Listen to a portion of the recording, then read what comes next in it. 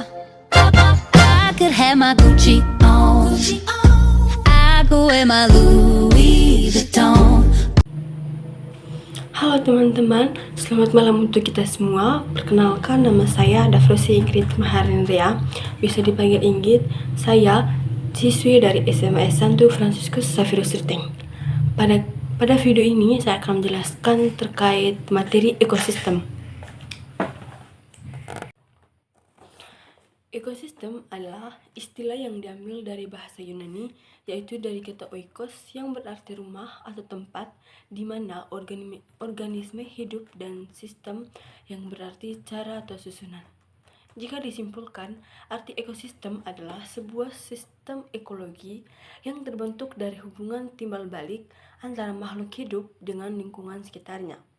Oleh karena itu, suatu proses ekosistem melibatkan komponen biotik atau makhluk hidup dan abiotik atau tak hidup.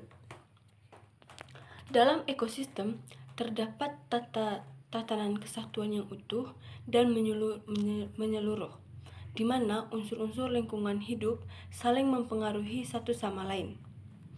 Interaksi ini menciptakan keseimbangan yang mendukung keberlangsungan hidup berbagai organisme. Salah satu contoh ekosistem yang mudah ditemui dalam kehidupan sehari-hari kita adalah ekosistem sawah.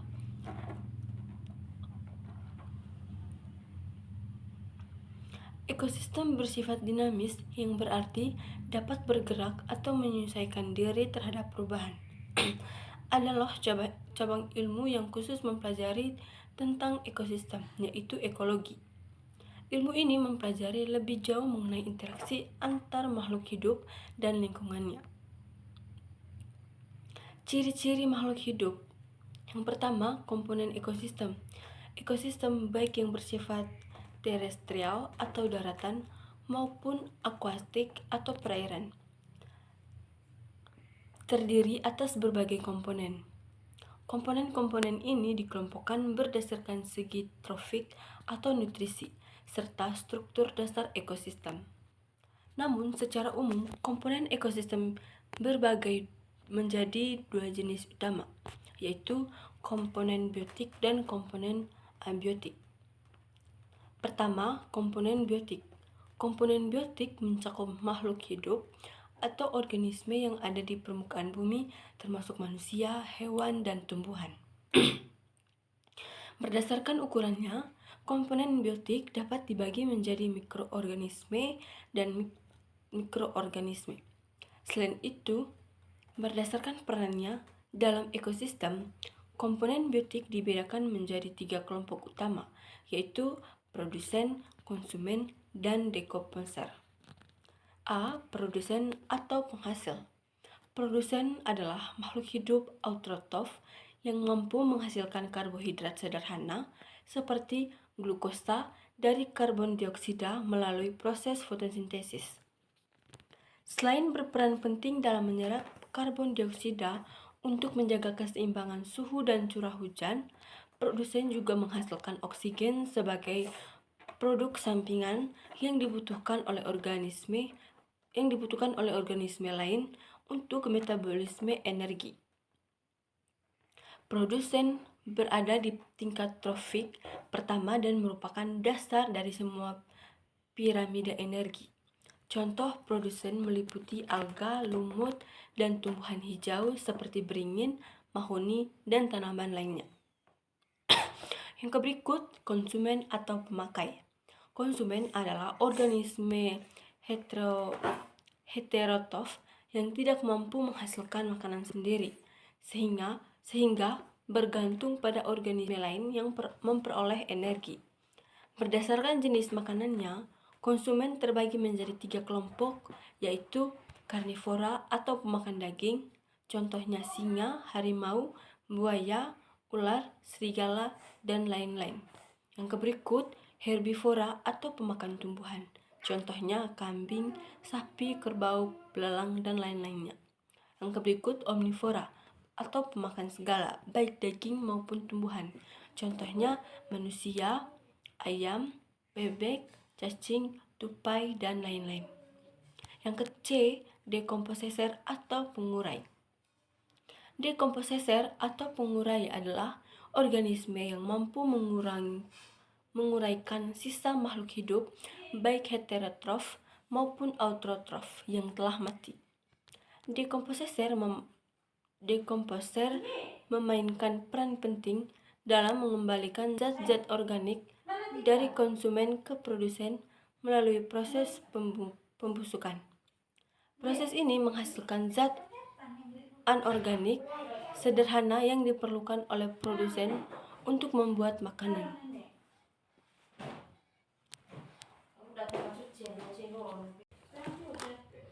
Contoh dekomposer meliputi ganggang, cacing, jamur, bakteri, dan mikroorganisme lain yang ditemukan di berbagai lingkungan seperti darat, air, maupun udara.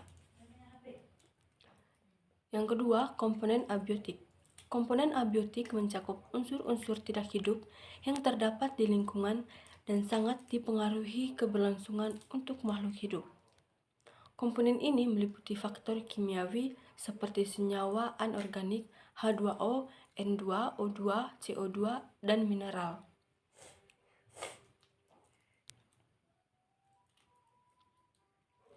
Faktor-faktor tersebut saling berinteraksi untuk menciptakan kondisi yang mendukung kehidupan dalam ekosistem. Ciri-ciri ekosistem secara umum sebagai berikut. 1. Memiliki komponen abiotik dan biotik. Ekosistem terdiri dari komponen biotik atau organisme hidup dan komponen abiotik atau faktor non-hidup. Komponen abiotik meliputi iklim, suhu, tanah, air, sinar matahari, dan elemen fisik lainnya. Yang kedua, aliran energi dan siklus materi. Ekosistem melibatkan aliran energi melalui rantai makanan dan siklus materi. Yang ketiga, keseimbangan ekologis. Ekosistem cenderung menuju keseimbangan ekologis, di mana populasi organisme dapat berfluktuasi tetapi tetap relatif stabil. Yang keempat, interaksi antar organisme. Organisme dalam ekosistem saling berinteraksi, misalnya melalui hubungan predator mangsa, simbiosis, atau kompetisi. Yang kelima, keanekaragaman hayati. Ekosistem memiliki beragam spesies organisme seperti tumbuhan, hewan, dan mikroorganisme. Yang keenam, peran lingkungan fisik. Faktor-faktor lingkungan fisik seperti iklim, tanah, dan air sangat mempengaruhi ekosistem. Fungsi ekosistem untuk makhluk hidup dan lingkungan. Ekosistem memainkan peran penting dalam kehidupan dan membawa berbagai manfaat untuk kita. Manfaat ekosistem untuk makhluk hidup dan lingkungannya diantaranya mendukung kehidupan ekosistem, menyediakan kebutuhan dasar seperti makanan, air, dan udara.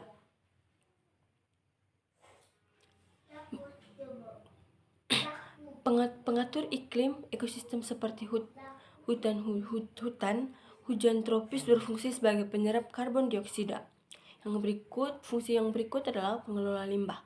Dekomposer dalam ekosistem menguraikan limbah organik menjadi bahan yang bermanfaat. Jenis-jenis ekosistem. Secara umum, ekosistem dibagi menjadi dua jenis, yaitu ekosistem alami dan buatan. Jadi teman-teman, itu saja penjelasan materi dari saya. Mungkin materi ini sangat bermanfaat untuk kita semua. Terima kasih.